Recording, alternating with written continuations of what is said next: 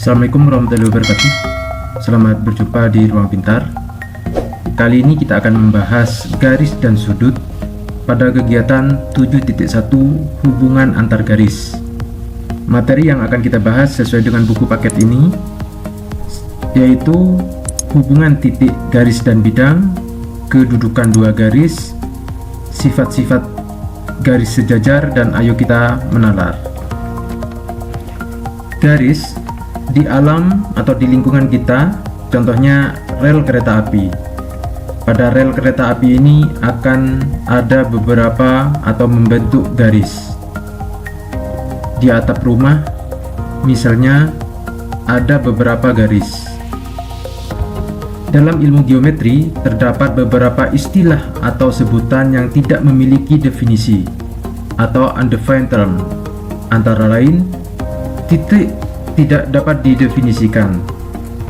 Contohnya titik A. Yang kedua, garis.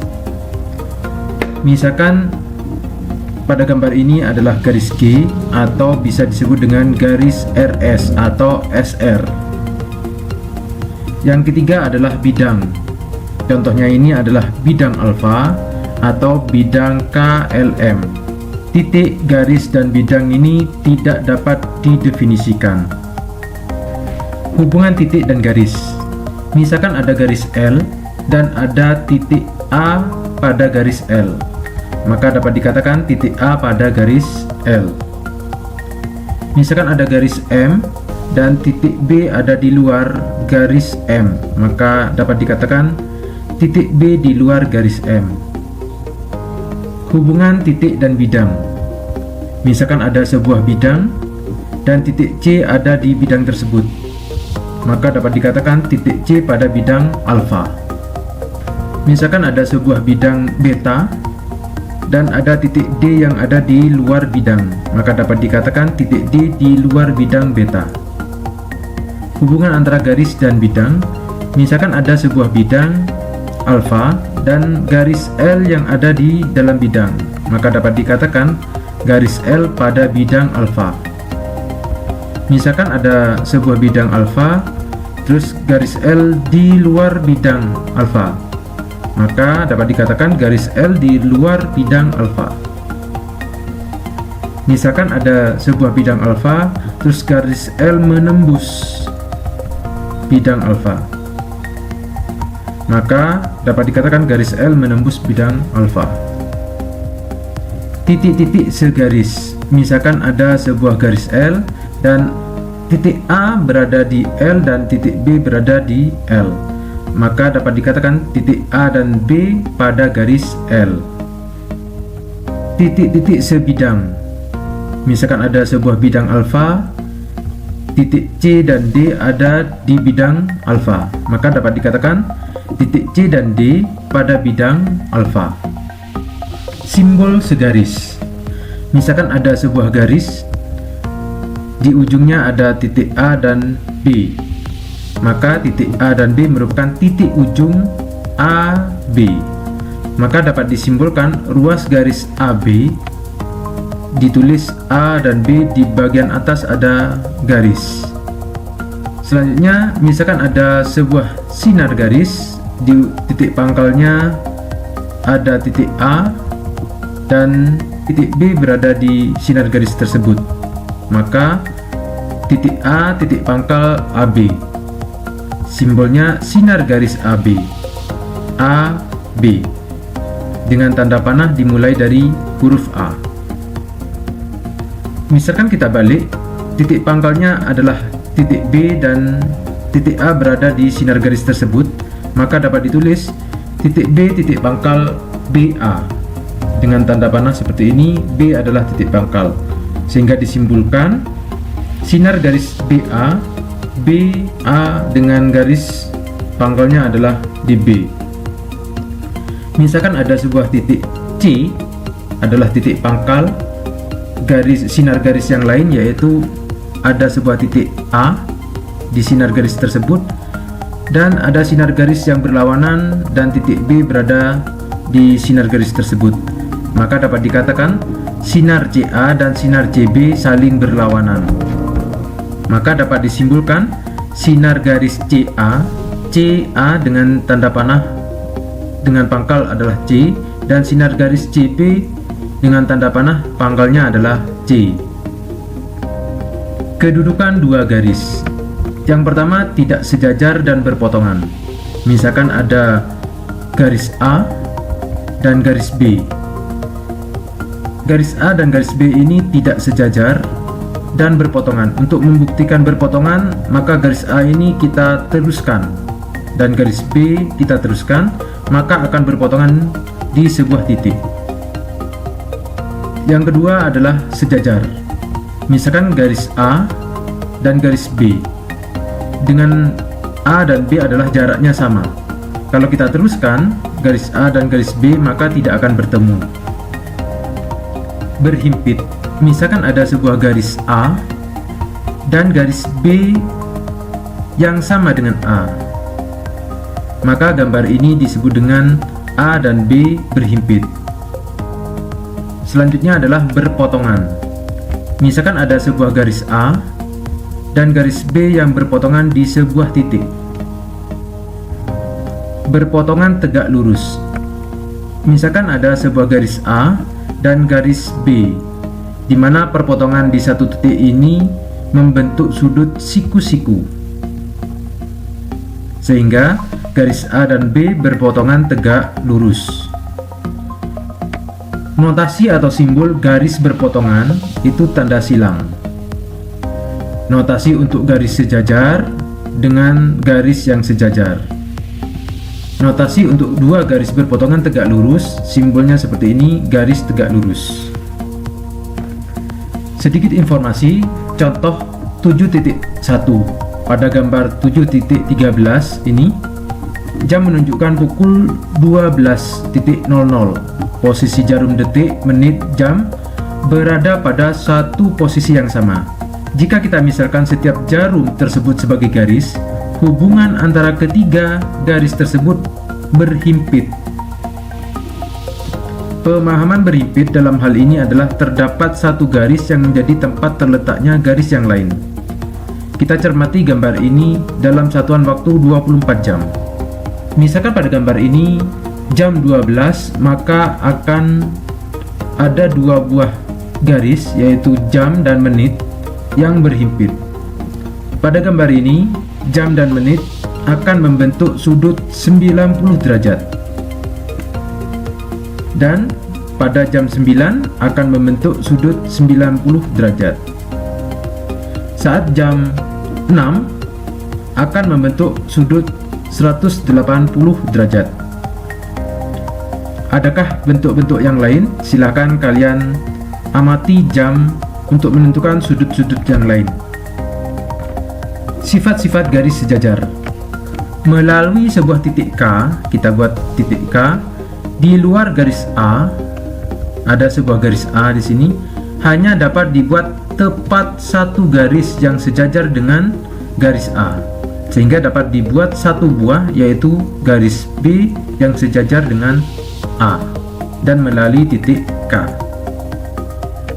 Jika garis C memotong garis A, misalkan ada sebuah garis A dan garis C adalah memotong tepat di satu titik, dan A sejajar B, maka ada garis juga yang sejajar A dan B, maka garis C pasti memotong garis B, yaitu memotong di sebuah titik juga. Jika garis A dan B sejajar, misalkan ada dua buah garis yaitu A dan B sejajar, dan B sejajar dengan C, maka pasti A dan C juga sejajar. Contoh 7.2. Salinlah gambar berikut, kemudian dari titik P buat garis yang sejajar garis M. Misalkan ada sebuah titik P dan garis M, maka dapat dibuat satu buah garis yang sejajar M, yaitu garis N. Contoh 7.3. Perhatikan letak titik pada gambar 7.16 ini. Bentuklah sebanyak mungkin garis sejajar dari titik-titik yang diberikan pada tabel. Misalkan ada sebuah titik A dan C, kita buat sebuah garis garis yang sejajar dengan AC adalah bisa BD, bisa DF, bisa BF, atau sebuah garis yang melalui titik E ini, misalkan N atau sejajar dengan N. Bagaimana kalau vertikal? Silahkan kalian bisa mencoba sendiri. Pada video kali ini nanti kita akan sajikan bagaimana perbandingan dari segmen garis yang nanti akan kita coba untuk memecahkan permasalahan terkait dengan perbandingan segmen garis. Mudah-mudahan kalian bisa memahaminya dengan mudah. Oke? Sekarang dari garis yang dibagi menjadi segmen-segmen yang sama itu, perhatikan misalkan pada garis PT yang dibagi menjadi 4 bagian yang sama, di mana PQ, QR, RS, dan ST itu panjangnya sama, dan juga PA, AB, BC, dan CD itu juga panjangnya sama, sebagaimana pada proses ketika kita menggambar di sebelumnya. Maka nanti akan kita dapati perbandingan PQ dibanding QT, perhatikan ya, akan sama dengan, nah PQ mendapat 1 bagian ya, kemudian QT mendapat 1, 2, 3 bagian ya, berarti 1 dibanding 3. Begitu juga PA ya, dibanding dengan AD. Nah, sama ya, PA mendapat 1 bagian, kemudian AD 1, 2, 3. Sama dengan 1 dibanding 3. Nah, sehingga dari PQ dibanding QT sama dengan 1 banding 3, PA dibanding AD juga 1 banding 3, maka bisa kita buat simpulan bahwa PQ dibanding QT akan sama dengan PA dibanding AD. Oke.